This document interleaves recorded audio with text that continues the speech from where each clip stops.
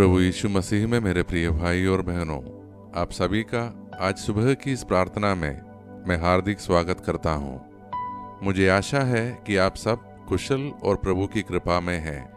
ईश्वर हमें निरंतर आशीष दे रहे हैं।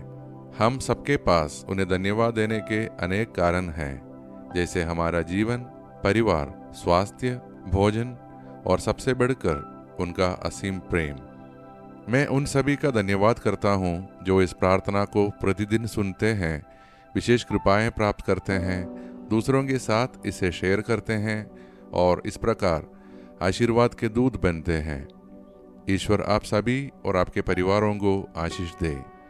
जब हम अपने दिन की शुरुआत परमेश्वर के वचन और प्रार्थना से करते हैं तो हम एक विशेष अनुग्रह से भर जाते हैं, जिससे हम दिन भर की चुनौतियों, शैतान की प्रलोभनों और जीवन की व्यस्तताओं का सामना आत्मबल और विश्वास के साथ कर पाते हैं।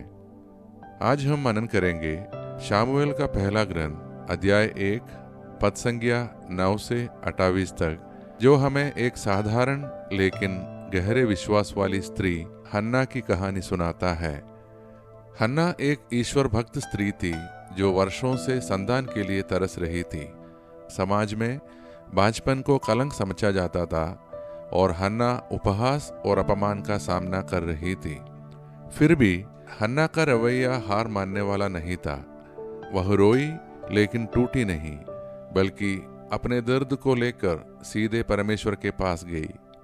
वह मंदिर गई, रोती रही, प्रार्थना करती रही और ईश्वर से सच्चे दिल से एक पुत्र मांगा।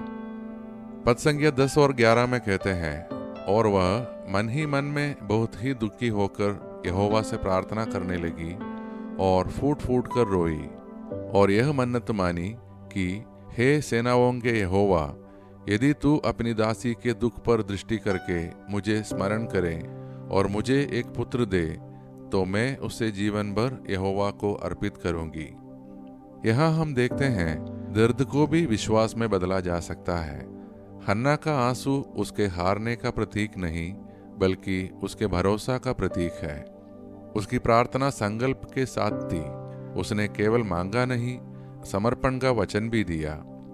आगे हम पद संख्या 13 से 16 में पढ़ते हैं, जब महायाजक एली ने उसे देखा तो उसने सोचा कि वह नशे में है, क्योंकि उसके होंठ हिल रहे थे पर आवाज नहीं आ रही थी।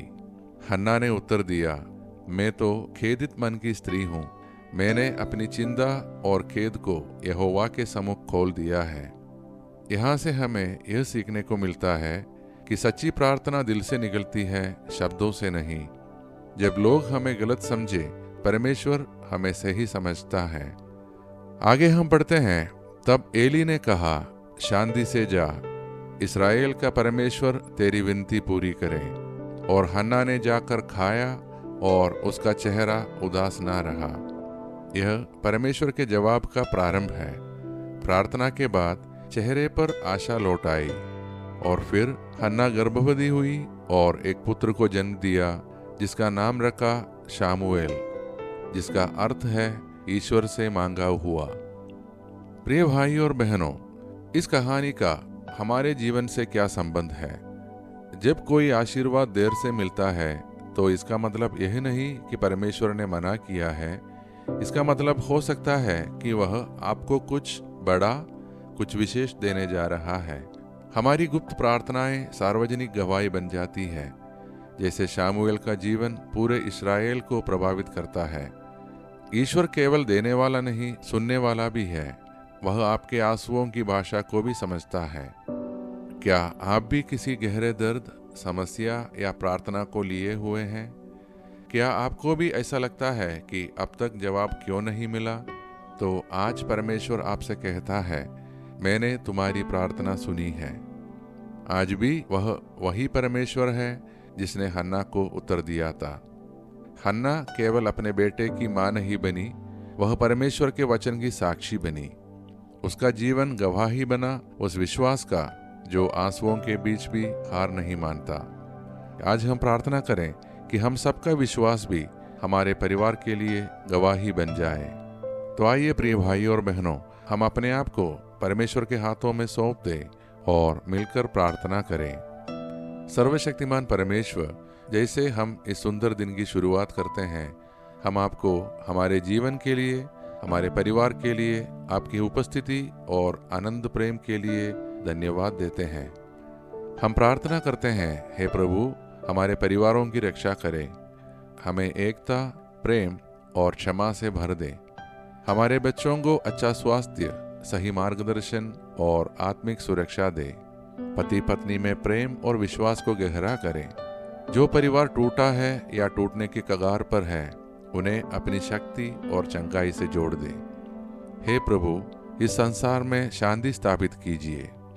जहाँ युद्ध और हिंसा है, वहाँ आपकी कृपा और प्रेम फैल जाए। दुनिया की हर पीड़ित आत्मा को शांति और सुरक्षा दे। अचानक और अप्राकृतिक मृत्यु से हमारी रक्षा करें।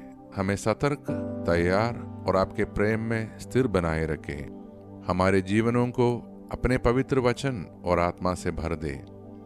आज हम आशा और विश्वास के साथ आगे बढ़े, यह जानते हुए कि हमारा रक्षक कभी ऊँघता या सोता नहीं है। ये सारे प्रार्थनाएं हम करते हैं हमारे प्रभु और आपके पुत्र यीशु मसीह के नाम पर, आमीन। प्रिय भाई और बहनों, यदि यह प्रार्थना आपके हृदय को छूती है तो कृपया इसे लाइक करें और अपने परिवार और मित्रों के साथ शेयर करें। इस प्रार्थना को शेयर करके आप किसी की जिंदगी में प्रकाश बन सकते हैं। याद रखें, आप ईश्वर के प्रेम में अनमोल हैं। प्रभु यीशु मसीह का अनुग्रह, परमेश्वर पिता का प्रेम और पवित्र आत्मा की सहभागिता हम सभी के साथ सदा बनी रहे, आमीन। प्रिय भाई और बहनों, हम फिर मिलेंगे अगले प्रार्थना में। तब तक ईश्वर हम सबको आशीष दे।